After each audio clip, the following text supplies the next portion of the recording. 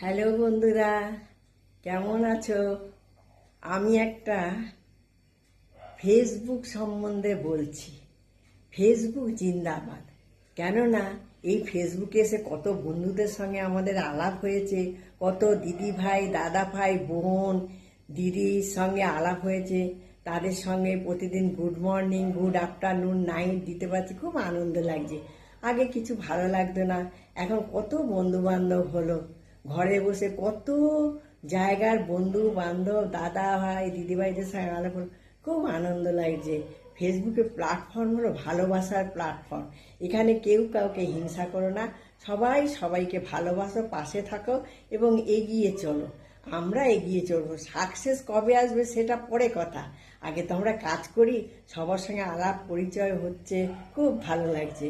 ঠিক আছে, thank you, ভালো থেকো।